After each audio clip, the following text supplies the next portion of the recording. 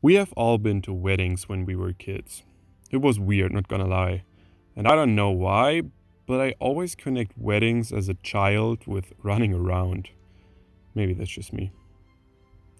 Anyways, I had to dress up real cute, like my parents wanted to sell me to the couple. Also, this was probably the first time I was part of a big people event. I might have had my first beer there. I guess that's the origin of my alcoholism. I should write that down, so my children are not making the same mistakes. Or I make the same mistakes as my parents. So, I was running around and saying hi to everyone, just to nervously run away again. As I said, a lot of running around was involved. Then everybody held a speech. I mean, that's what I thought as a kid, everybody, because it was probably like 5 people, but to me it was everybody. And I thought it was boring at the time. But now, I mean, for the people who actually know what they're talking about, this might actually be fun. I mean, when I see wedding speeches in movies now, that's a whole different thing.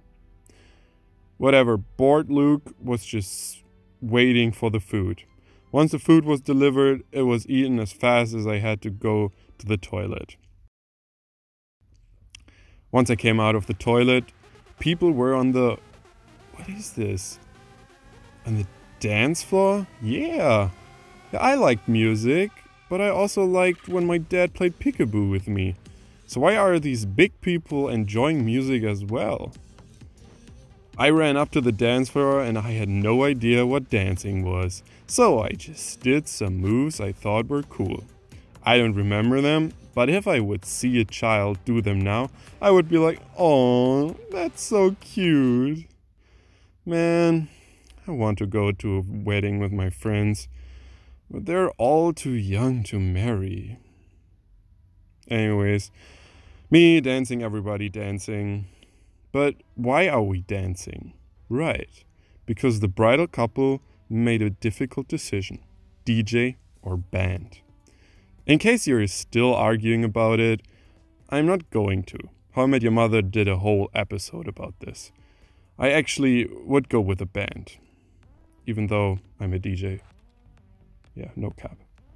But you should go with a DJ and then hire me. Yeah, link in bio. Hire me for your wedding. Our wedding? Why do I say our wedding? I do all types of music except country. I think that's self-explanatory. Self-explanatory. Well, the wedding I am talking about actually had a band. But just for the sake of the storytelling, let's just say they had a DJ. He's standing up there above everyone and looks like he just tries to look cool. Which is actually not even that wrong. A lot of DJs act like they do shit and that looks so impressive. Ooh, always busy. Gotta get that button or we will lose the track. No music for the rest of the night either. I will twist that knob. I mean, my guy plays ABBA. Acts like he's on the main stage of Tomorrowland. Please. I know that Tomorrowland is your dream, but believe me, you look like a clown. Also, being a DJ gets you less pussy than you thought. And acting like a douche just makes more people believe that DJing is easy as fuck. I mean, to a certain degree it is, but have you seen real pros? I wish I could do that. Often on weddings, you will either see DJs with a bag of vinyls, probably pretty old couple, or he has one of those futuristic UFO CDJs by Pioneer. Sadly, the YouTube money isn't rolling yet, and the influencer lifestyle could work better, so please subscribe, or I will need to follow one of those finance gurus on Instagram, Facebook, to become rich, because have you seen the prices of these little music machines? Yeah, outrageous. Luckily, almost every club has one of those as a standard, even though they often don't know how to handle it properly. Have you ever seen an RCA cable in the phono booth? I made this video a month ago and I just rewatched it and it just doesn't make any sense. How is a different cable supposed to be in in the input. That this doesn't even... Why did I write this down? Yeah. You sure about that? What if I told you that learning the names of all the cables is not even cancer yet? What if I told you getting the songs can be way more annoying? First, there is... what songs do you pick? Okay, you probably have figured that out. Next thing, where do you get them? Are you filthy thief who just downloads them off YouTube? I would never do that. Scum. Or you can just simply decide between iTunes and Beatport. Well, there are some other alternatives, but who really knows about them? They're probably better. But with all things, the louder and richer one wins. Yeah. A song costs roughly $1 US. Depends on where you live. Of course, I chose the most expensive country because in the UK it costs £1. That's $130. Now add that up to a couple more songs. Stupid, I know. Then you can decide if you like quality or quantity. Buying a song in MP3 is cheaper, but also sometimes poor quality. The other options that Beatport give are WAV and AIFF.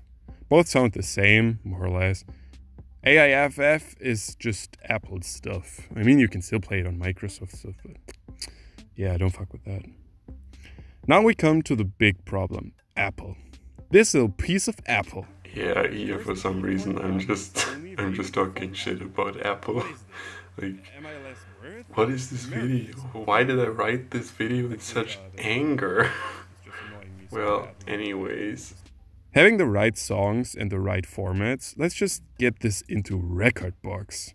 That's like the mom of the DJ set. Because the DJ sets don't know how to handle the songs properly, so Mama Rekordbox needs to chew it before it's proper for the DJ set. It's actually pretty helpful. You can set hotkeys, analyze the song for BPM and keys. Yeah, so I can't complain actually. Now you have your USB stick. So you go to your first gig. I don't know how you got that gig, but I'm jealous. Could you let your agent know that I'm looking for one? Thank you. DJing is a lot of practice and adapting the situation. What do you do when your turntables don't work anymore? Or what song should you put on next? How do you make the transition? Just a simple beat match mix by making both songs the same speed, or do you go more exotic with a drop mix? Do you like it rough or more smooth? Since it's actually easier to make everything sound smooth, it is harder to go rough, because obviously it still needs to sound harmonically and beat matched in a way. DJs these days often get a little lazy with their sets. Too many rather prescript the event instead of going for the mood of the situation. It's a good training, but not the good experience. Except you change the set every single gig. I know you don't, you lazy piece of unwatered room plant. I don't even want to start with big clubs and chart music, as well as imposters in the mainstream DJ business that don't do anything at the events. That's worth the video on its own. I hope you learned a little bit about DJing. Don't you dare put me in the sources of your presentation about DJing. But please subscribe, yeah? And like the video, so I can maybe one day be able to purchase a Pioneer CDJ.